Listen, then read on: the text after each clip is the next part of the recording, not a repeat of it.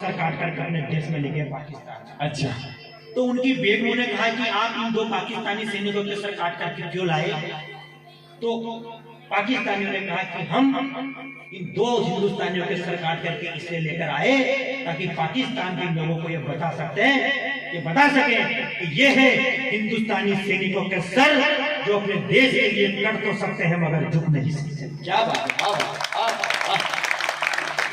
मैं एक बात आपको गंभीर रूप से कह देना चाहता हूं, लेकिन साहब इस देश में जब सैनिकों का बलिदान इतना बड़ा है, फिर भी किसी भी पार्टी का कोई नेता खड़ा होता है और हमारे देश का शहीद सैनिक जब शहीद होता है तो उसकी शहादत पर टिप्पणियां करता है कि तू वहां गए मरने के लिए था, इसको एक पेट्रोल पंप दे दिया, हमने इसको 50 लाख रुपए दे दिए, अगर ये मर गया तो क्या हो गया?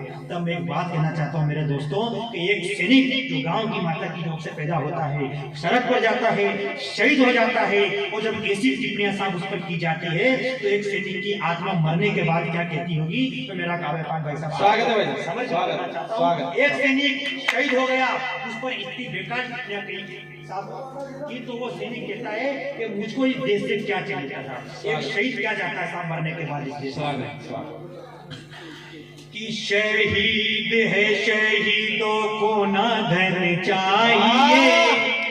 क्या चाहिए शहीदों को?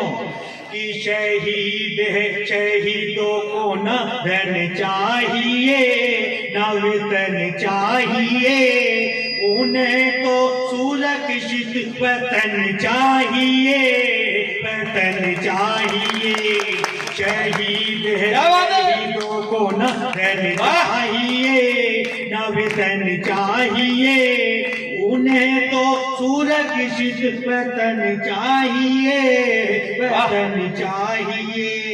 वो मर कर भी छोड़ गए अपने निशान, अपने निशान, उन्हीं से कुछ सीखो रे तुम नौजवान, तुम नौजवान। तो फिर से सुखदेव भगत चाहिए, भगत चाहिए, उन्हें तो सुरक्षित वतन चाहिए, वतन चाहिए। और मेरे भाई हमारे भारत की सेना सबसे बड़ी ईमानदारी अगर किसी डिपार्टमेंट में अब तक बची हुई है तो केवल उस सेना का डिपार्टमेंट है साहब, क्या भ्रष्टाचार नहीं है, कोई बेईमानी नहीं है। मैं भारत की सेना के सम्मान में स्वागत जवान यहाँ बैठा हुआ है उनको समर्पित करना चाहता हूँ। स्वागत है भाई साहब। क्या है भारत की सेना कि हो हाथ में बंदूक। भाई साहब को देखना और मेरी कविता सुनना की सीमा पर किस प्रकार खड़े रहते होंगे। सही बात।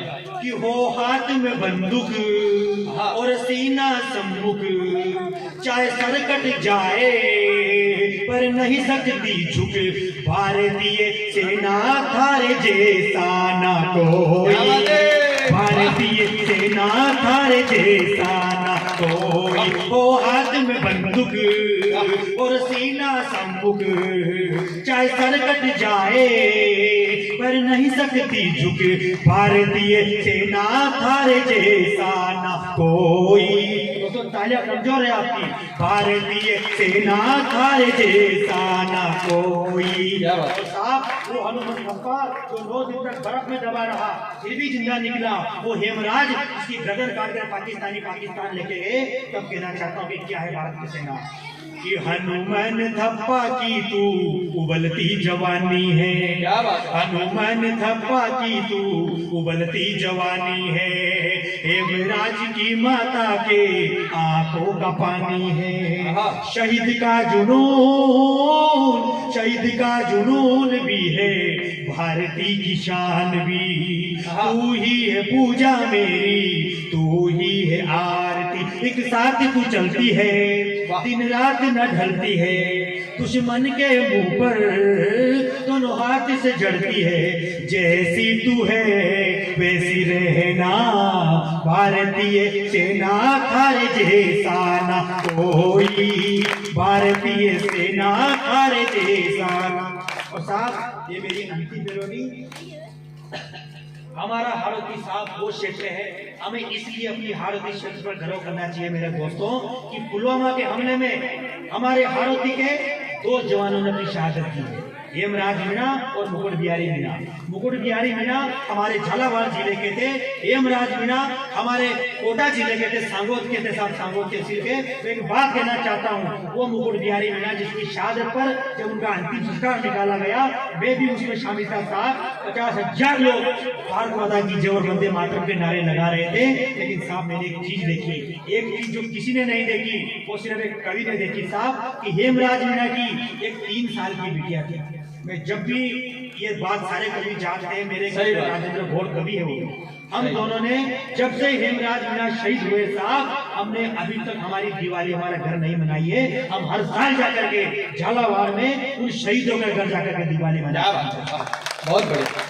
अगर आपको भी ऐसा लगे कि हमारे आसपास अगर कोई शहीद है, तो आप उसके घर में केवल साल में एक बार जाना, उन लोगों को इतनी खुशी होगी दोस्तों, उनको लगेगा कि हमारे घर का जो सदस्य देश के लिए कुर्बान हुआ है, आज हमें फक्र है कि वो सही काम के लिए कुर्बान हुआ है। दोस्तों मेरी दिवाली हमेशा शहीदों के घर मनती है। मैंने उस 3 साल की बेटी आबू को देखा, वो 3 साल की बेटी सामने 3-3 साल के बच्चे बैठे हुए हैं, ये हंस रहे हैं, मजाक कर रहे हैं। उस 3 साल की बेटी को साहब ये पता नहीं है कि शहादत क्या होती है, मौत क्या होती है, सरहद क्या होती है, किस प्रकार से आदमी मरता है साहब। उसको सिर्फ इतना पता है कि जो 50,000 लोग मेरे घर के बाहर भारत माता की जय बोल रहे हैं, जय जय हिंदुस्तान बोल रहे हैं, ये यूं बोल रहे हैं कि मेरे पापा सरहद से आने वाले हैं और मेरे लिए बहुत सारे खिलौने लेकर के आए हैं। उसको साहब ये पता नहीं कि मौत क्या होती है। तो 3 साल की बेटी अपनी माँ से क्या पूछ रही है साहब, उसके पिता आने वाले हैं, उसको पता नहीं है कि वो मर गए। तब सुना स्वागत है। उसने एक शोर सुना बाहर, भारत माता की जय, तब एक बेटी अपनी माँ से पूछ रही है, साहब मेरी अंतिम स्वागत है भाई। ये सुना एक शोर बाहर से कि घर आएंगे बापूजी। सुनो दोस्तों, सुना एक शोर बाहर से कि घर आएंगे बापूजी, मैं उनकी लाडली बेटी कुछ लाएंगे बापूजी। मम्मा खाना बनाओ ना, भूखे आएंगे बापूजी। सफर में थक गए होंगे तो सो जाएंगे बापूजी। उसे ना ज्ञान था बिल्कुल के ऐसी नींद सोएंगे, उसे ना भान था बिल्कुल के ऐसी नींद सोएंगे। पूरा शहर जगाएगा ना उठ पाएंगे बापूजी। पूरा शहर जगाएगा ना उठ पाएंगे बापूजी, मैं उनकी लाडली बेटी। और उसने साहब सोचा भी नहीं था कि जमी को आसमां करके चले जाएंगे बापूजी। जमी को आसमां करके चले जाएंगे बापूजी, शरीर को आत्मा करके। बहुत बढ़िया, वाह।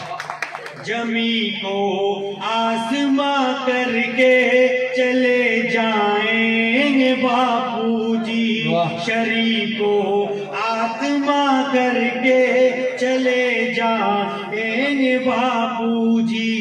जो पत्नी हाथ में मेहंदी सिंदूर से मांग भरती थी, जो पत्नी हाथ में मेहंदी सिंदूर से मांग भरती थी, उसे वीरांगना करके चले जाएंगे बापूजी। उसे वीरांगना करके चले जाएंगे बापूजी, मैं उनकी लाडली बेटी कुछ लाएंगे बापूजी। बहुत बहुत धन्यवाद दोस्तों, बहुत बहुत आभार। बोलो भारत माता की, भारत माता की। धन्यवाद।